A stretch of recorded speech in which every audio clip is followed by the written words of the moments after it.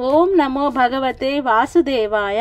కార్తీక మహాపురాణం 29వ రోజు పారాయణం 29వ అధ్యాయం.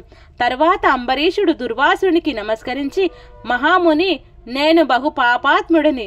ఆకలితో ఉండి అన్నం కోసం నా ఇంటికి వచ్చిన నిన్ను అలసట పాలు చేసిన మందభాగ్యుడిని అయిన నాయందు దయతో మళ్ళీ నా ఇంటికి అతిథిగా వచ్చావు. దయచేసి నా ఇంట విందు ఆరగించి నా సర్వదోషాలను ఉపశమించు చెయ్యి అని ప్రార్థించాడు. దుర్వాసుడు అతనిని తన బహువులతో చేతులతో లేవనెత్తి, రాజా, ప్రాణదాతను తండ్రి అంటారు. ఇప్పుడు నువ్వు నా ప్రాణాలను కాపాడటం వలన నాకు పితృస్థానంలో ఉన్నావు.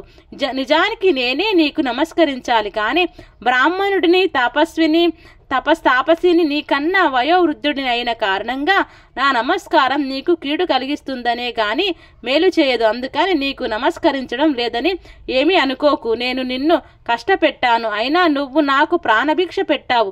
నీ వంటి ధర్మాత్మునితో కలిసి భోజనం చేయడం మహాద్భాగ్యం అని చెప్పి అతని ఆతిథ్యాన్ని స్వీకరించి విష్ణు భక్తుల మహాత్య ప్రకటన కోసం పరీక్షించడానికి వచ్చిన దుర్వాసుడు ఆ సత్యార్కం పూర్తి కావడంతో తన ఆశ్రమానికి తరలి వెళ్ళిపోయాడు. కాబట్టి కార్తీక శుద్ధ ద్వాదశి వ్రతం సమస్త సత్ఫలితాల ప్రదాయిని అని తెలుసుకోవాలి.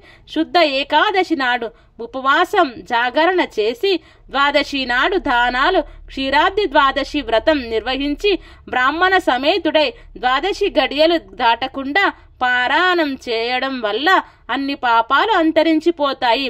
ఈ పుణ్య కథను చదివించినా వినినా కూడా ఇహంలో సర్వ సౌఖ్యాలను పొంది పరంలో ఉత్తమ పదాన్ని పొందుతారు. ఈ 29వ అధ్యాయం సమాప్తం.